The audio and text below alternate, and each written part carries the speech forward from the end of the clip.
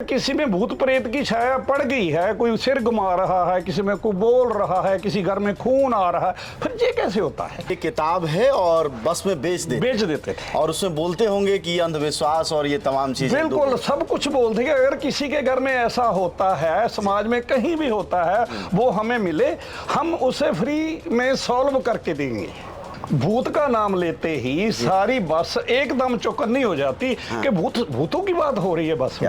हम तो किसी डेरे पे किसी बाबा के एकदम चले जाते थे। अच्छा, चैलेंज करने ही मौके पर चले जाते थे। सीधे ही चले जाते थे कि कोई चौकी लगाता है, कोई कुछ ज्योतिषी है, उसने दुकान डाली, उसमें जाता था, उससे सवाल पूछते थे तो वो ऐसे ही बोलता था।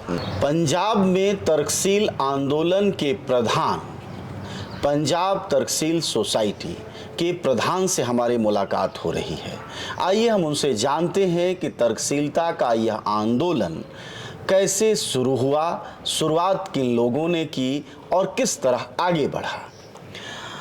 राजेंद्र जी, आपसे हम जानना चाहेंगे कि कैसे यह आंदोलन आगे बढ़ा, कौन लोग फाउंडर थे जिन्होंने इस बड़ी परंपरा की शुरुआत की। अजय जी, ये 1984 की बात है कि एक किताब जो डॉक्टर इब्राहिम टी कावूर की लिखी हुई थी, वो इंग्लिश में हमारे कुछ साथियों ने पढ़ी हुई थी। हम तो इंग्लिश कम जानते थे और मेघराज जी और उनके साथी थे, एक नरेंद्र पिंडी उसको बोलते थे, साइंस के अध्यापक थे वो एक काम के लिए धूरी जा रहे थे। जिसके पास वो गए उसके पास वो इंग्लिश की बुक थी। नरेंद्र पिंडी ने वो बुक पढ़ी हुई थी पहले इंग्लिश में। जब वहाँ गल चली, उस बात चली उस पुस्तक की, तो उन्हें बताया नरेंद्र जी ने और सुरेंद्र जी ने, जिसके पास वो पुस्तक थी, कि इसमें ये कुछ है। तो वहाँ मेघराज जी और नरेंद्र जी वहाँ से पुस्तक ले आए। जब उसको पढ़ा गया, देखा गया कि उसमें जो स्टोरी थी वो बहुत ऐसी थी कि हम पंजाब में बहुत सारे जो प्रोग्रेसिव लोग हैं वो ये तो नहीं मानते थे कि भूत प्रेत होता है, या जो तांत्रिक होते हैं उनके पास कुछ होता है, या जो ज्योतिषी होते हैं उनके पास कुछ होता है, या आत्मा के बारे में सब कुछ होता कि नहीं होता। लेकिन इस बात का आंसर हमारे पास नहीं होता था कि अगर किसी में भूत प्रेत की छाया पड़ गई है, कोई सिर घुमा रहा है, किसी में कोई बोल रहा है, किसी घर में खून आ रहा है, फिर ये कैसे होता है? अगर भूत नहीं है तो ये क्यों होता है? इस सवाल का आंसर नहीं था। और जब वो किताब पढ़ी गई तो जितना मुझे मालूम है कि मेघराज जी वो साइंस के अध्यापक से, उनके स्कूल के एक टीचर की जो वाइफ थी वो ज्योतिषी के चक्कर में पड़ी हुई थी। अच्छा। जब उस टीचर ने वो किताब पढ़ी तो उसने मेघराज जी से बोला कि अगर ये पंजाबी में मिल जाए तो मैं उसको पढ़ा दूं और मेरा काफी पैसा बच सकता है। तो इस उत्साह से उस किताब का पंजाबी रूप तैयार किया गया। जब वो पंजाबी रूप तैयार होता है 1 मई 1984 को वो उसका रिलीज समारोह है, वो दिल्ली में होता है, मई डे पे होता है।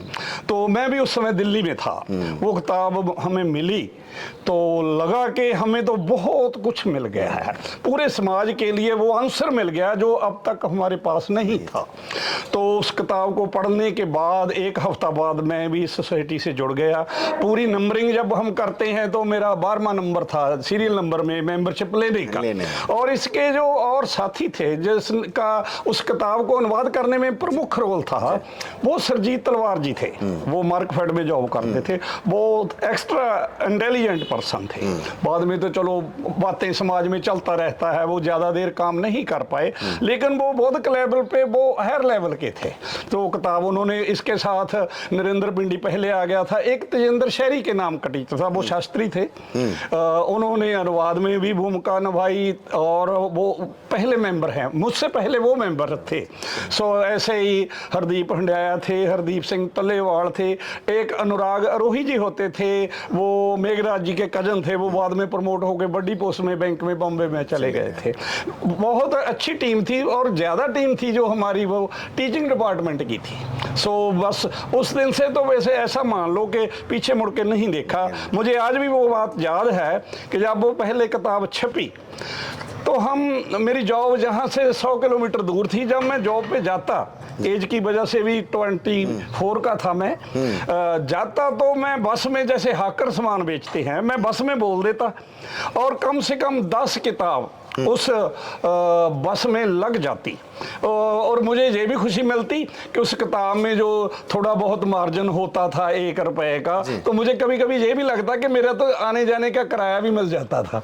मतलब आप आवाज लगाते थे, आवाज लगाते थे कि ये किताब है और बस में बेच देते थे। और उसमें बोलते होंगे कि अंधविश्वास और ये तमाम चीजें। बिल्कुल सब कुछ बोलते कि अगर किसी के घर में ऐसा होता है, समाज में कहीं भी होता है, वो हमें मिले, हम उसे फ्री में सॉल्व करके देंगे, ये भी बोल देते थे। और आपको ये भी बता दूं कि किताब जो पहला एडिशन था वो ऐसे ही हमारे सभी वर्करों ने, पहला एडिशन था वो पहले साल खत्म हो गया। मतलब बिल्कुल यह जन आंदोलन की तरह हुआ। बिल्कुल राइट। और यह जन आंदोलन मतलब हक, आप सोचिए शिक्षक थे और शिक्षक रहते हुए जी आपने आवाज दी होगी, जैसे वो पेन वाले, चॉकलेट वाले। बिल्कुल वैसे ही हमें पता था कि वो अट्रैक्ट करते हैं। भूत का नाम लेते ही सारी बस एकदम चौकन्नी हो जाती कि भूतों की बात हो रही है बस में। तो करते तो ऐसा होता। अब आगे फिर यात्रा बढ़ी और अब जबकि हम 84 से लेकर अब तक लगभग 4 दशक से थोड़े साल कम बचे हैं, हो गए हैं, जिसमें कि बहुत सारी, तो इस विकास यात्रा में किस किस पड़ाव पर आपका संगठन पहुंचा, अब तक क्या क्या काम हो पाया है, संक्षिप्त में बताइएगा। काम तो ऐसा हुआ जब एकदम फैला हुआ, ज्यादा लोग जो थे वो ट्रेड यूनियन से थे। अच्छा। पंजाब स्टूडेंट्स यूनियंस की ऑर्गेनाइजेशन जो प्रोग्रेसिव है, और एक शहीद भगत सिंह के नाम पे जानी जाती थी नौजवान भारत सभा। ज्यादा लोग उसमें से आए, वो पहले ही एक्टिव थे। गांव-गांव में उसकी ब्रांचेज बनने लगी। मुझे याद है कि 2 साल बाद इसकी 117 ब्रांचेज पंजाब पूरे में पूरे पंजाब में। तो जिले भी नहीं आपके यहाँ? नहीं, जिले तो तब 13 थे, 13 जिले थे और 117 ब्रांचेज बन गई एकदम। चैलेंज कर दिया सभी तांत्रिकों को, सभी ऐसा। अब तो हम वैसे नहीं जाते, जंग भी थे, स्ट्रेंथ भी उसी तरह की थी। हम तो किसी डेरे पे किसी बाबा के एकदम चले जाते थे। अच्छा, चैलेंज करने ही मौके पर चले जाते थे? सीधे ही चले जाते थे कि कोई चौकी लगाता है, कोई कुछ ज्योतिषी है, उसने दुकान डाली, उस पे जाता था, उससे सवाल पूछते थे तो वो ऐसे ही बोलता था। उससे बहुत उत्साह मिला। फिर क्या हुआ, 1984 में जहां जो पंजाब में आता है, आतंकवाद आता है, खाड़कूवाद बोल दो, कुछ भी आता है, उससे क्या हुआ कि हमें भी लगता था कि जैसे वो चल रहा है उसके से एक जो प्रॉब्लम आ सकती है कि हमारी कोई भी ब्रांच, कोई भी मेंबर उसमें उलझ गया तो संगठन खिंडा में आ सकता है। फिर हमने कंट्रोल किया। कंट्रोल करते करते हमारे जो यूनिट्स थे वो कम होकर 34 पे आ गए। हमने ऐसा कि फैलाव बंद कर दो, उसके पैरेलल चला, क्योंकि 1984 में ही वो आता है, 1984 में तरक्की सोसाइटी आती है।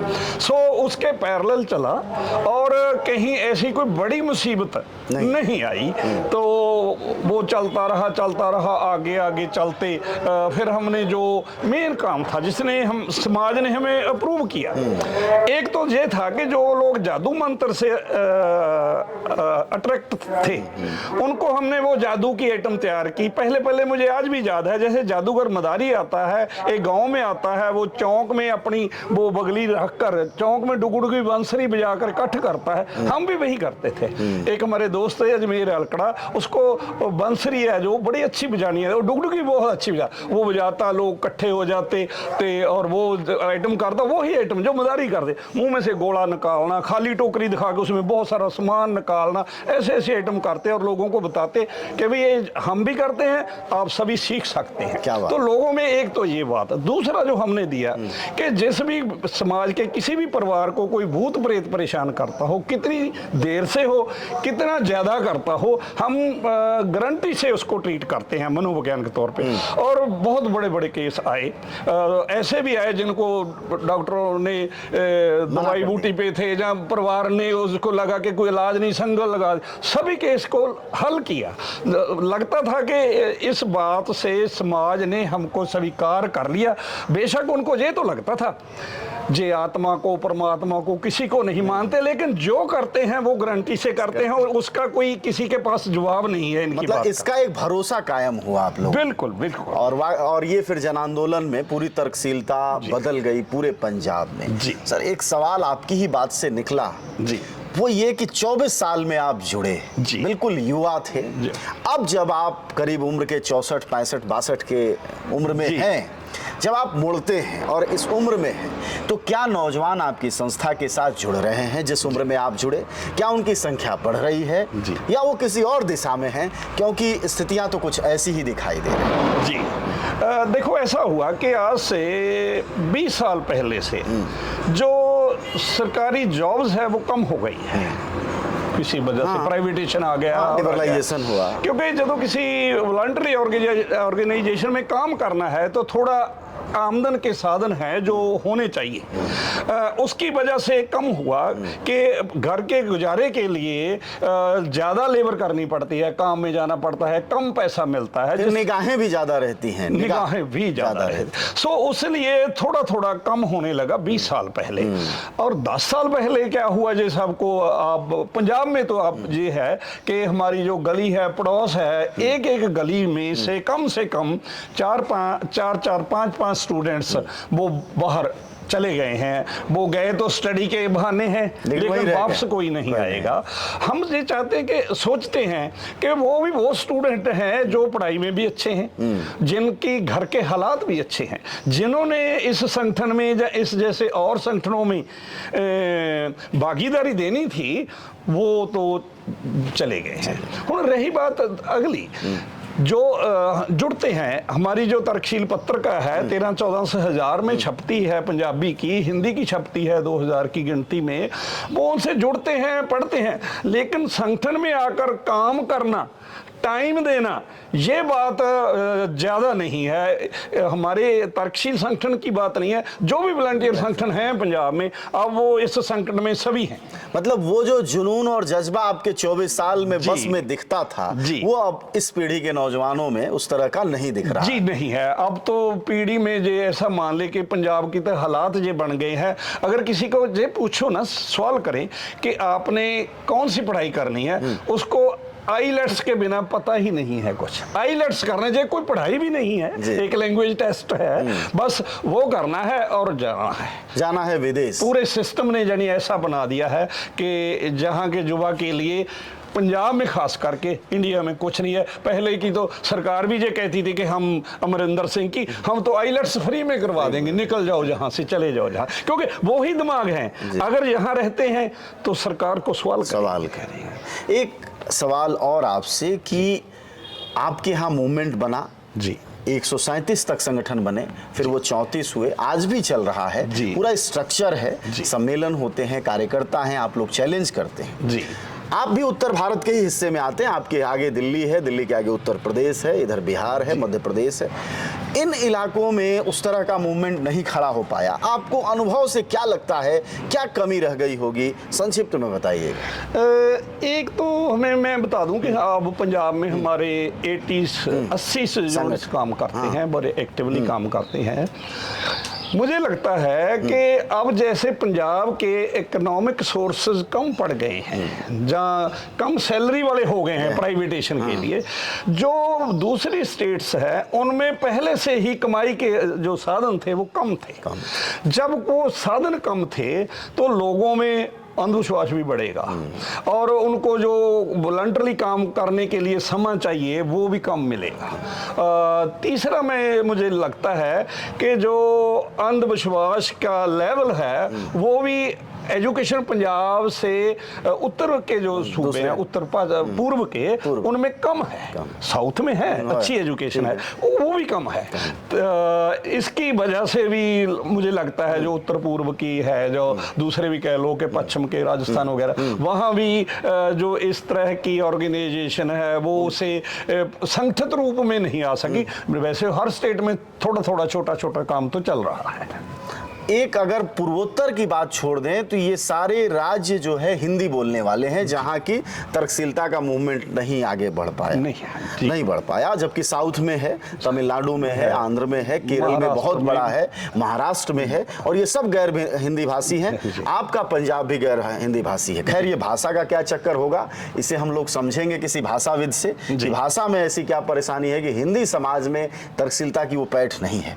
खैर, आप आगे बढ़ते हैं सवालों को लेकर। एक सवाल सर राजेंद्र जी आपसे ये कि ये सब कुछ करने के लिए संसाधन चाहिए होगा जी। तो वो जिसको, हालांकि वो क्राइम की भाषा है, मोडस ऑपरेंडी कहते हैं, तरीका क्या था जिसके जरिए आप लोग आज भी आंदोलन को मूवमेंट की तरह बनाए हुए हैं? वो क्या तरीका है? पैसा कहाँ से जुटाते हैं, चंदा कहाँ से लाते हैं, ये सब कुछ कैसे संभव होता है? देखो, पहले से तो जैसी उम्र थी, हाँ। डेडिकेशन थी हमारे मेंबरान में, हाँ। तो कोई पैसा लेता ही नहीं था, जी। देते ही थे। किसी काम के लिए होना तो आपस में चंदा जुटा लेते थे तो चल जाता था। कुछ जो खर्चे हैं वो भी हमें नहीं लगता कि कोई खर्चा था किसी तरह का भी। हम बुक्स छापते थे, वो उसको 5-10% के मार्जिन पे दे देते थे, कुछ उससे भी मिल जाता था। एक्स्ट्रा जो खर्चे होते हैं, किसी कोई मेंबर को, वॉलंटियर होगा कोई, हाँ, वॉलंटियर को कुछ थोड़ा बहुत देना पड़ा। एक बात जो हमारे संगठन में आज तक कायम है कि जो हमारी एग्जीक्यूटिव बॉडी है उसमें 13 लोग हैं, उसके अलावा हमारे जोन के जो 10 जोन में बांट रखा है पंजाब को, उनके जो आगू हैं उन 23 में से कोई भी कहीं आने जाने का कोई किराया भाड़ा कुछ नहीं लेता। दूसरी बात है, जब संगठन बढ़ा तो हमें लगा कि ऑफिस होना चाहिए, पक्का ऑफिस होना चाहिए, तो उसके लिए हमने कॉल दे दी जो हमारी पत्रिका छपती है। आप हैरान होंगे कि 1 साल में लाखों रुपया इकट्ठा हुआ। कुछ जो एनआरआई दोस्त हमारी संस्था से बाहर चले गए, या किसी के परिवार को बाहर रहता है, बाहर से भी है, तो हमने जो अपनी जगह है बरनाला में सोसाइटी का हेड ऑफिस है, वो 1999 में 99 में वो खरीदी सी 1000 गज की है, उस पे कंस्ट्रक्शन हुई है, तो दे देते हैं। एक तो ये है। दूसरा है जैसे पत्रिका की गिनती है, उसमें भी 10 से 15% मान लो अब के जो रेट है, अब हमारा जो हम सोसाइटी के ब्रांचेस को देते हैं, या जो रिटेल में बुक सेलर हैं उनको देते हैं, वो उसका जो प्रिंट है वो 30 रुपए है, तो वो हमको 17 और 18 का पड़ता है, हम 20 को देते हैं सभी को। वो अगले आगे उसने खर्चे निकालने, उसमें भी 2 रुपए बच जाते हैं। मान लो 2 महीने के बाद 20,000 रुपया वहां से भी आ जाता है। जो हमारे ऑफिशियल, जो आपको पहले ही बोला है, जो लोग भूत प्रेत से या मानसिक प्रॉब्लम से आते हैं, जब वो ठीक हो जाते हैं वो भी दे जाते हैं। ऐसे ही तर्कशील सोसाइटी ने अपनी लगभग 50 बुक्स ने हैं जो प्रकाशित की हुई हैं, वो भी समाज को पढ़ने के लिए जब लेते हैं, उसमें भी 10 से 20% जो मार्जिन है हमने रखा हुआ है। यानी आज तक कोई ऐसी जो है इकोनॉमिक प्रॉब्लम संस्था को, सोसाइटी को, और किसी कारपोरेट से, किसी पार्टी से भी चंदा नहीं लेना पड़ा? नहीं, ऐसे तो हम आपको हैरानी भी होगी कि हमारी पत्रिका इतनी बड़ी गिनती में छपती है। हमारा एक डिसीजन है कि हम आज तक उसके लिए ऐड भी किसी की नहीं ली। गारंटी जो ग्रांट होती है, ग्रांट एक बार सिर्फ नॉर्थ जोन कल्चर सेंटर ने उसे भी पैसा नहीं दिया था। उन्होंने दिया था कि आप 40 प्रोग्राम स्कूलों में दो, बच्चों को जादू के बारे में अवेयर करो।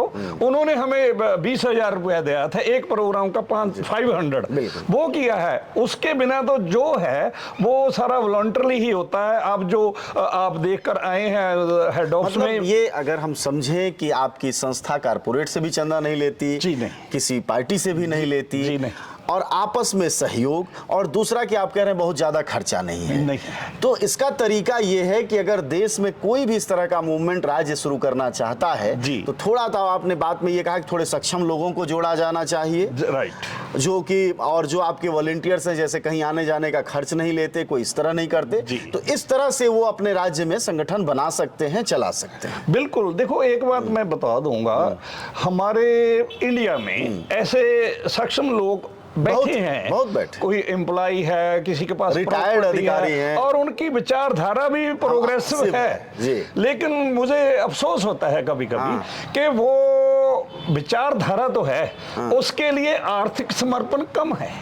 अगर वो हो जाए, कुछ लोग ऐसे भी होते हैं, वो सोचते हैं कि समाज के लिए कुछ किया जाए, वो टाइम भी देना चाहते हैं, पर उसके जो आर्थिक संसाधन है वो कम होते हैं, उनके परिवार की जो जरूरतें हैं वो पूरी नहीं होती, फिर वो वॉलंटरली ज्यादा टाइम नहीं दे पाते। और जी, मैं तो आपके चैनल के माध्यम से कहना चाहूंगा कि अगर ये लोग जो सोचते हैं कि समाज अच्छा होना चाहिए, समाज में ये बुराई है, मैं नहीं कहता कि अंधविश्वासों के खिलाफ तर्कशील से किसी भी पक्ष पे कोई संस्था बनाए जो दे सकते हैं हमें। मैं आपको बता दूं, हमारी जो बरनाला में भवन बना हुआ है, अब नीचे पार्किंग है, ऊपर हॉल है, उसमें सीट लगी है, साउंड लगा, साउंड प्रूफ है, 1 करोड़ से ज्यादा मनी उस पे लगा है, वो मेरे राही चला है।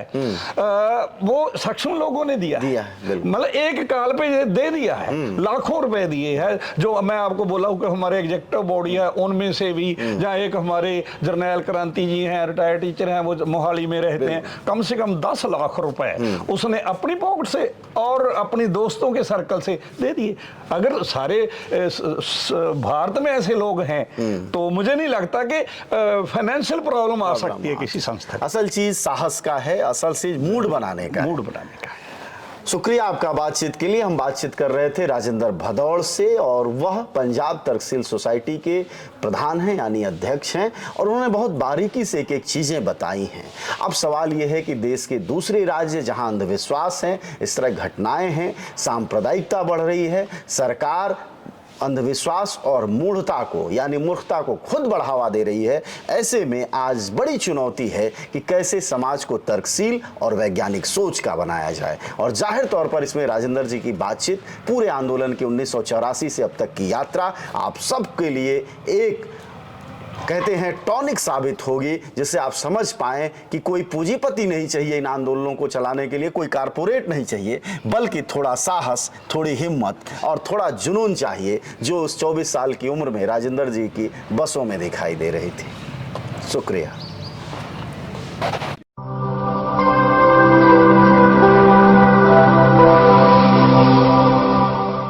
जन ज्वार, जनता की मीडिया।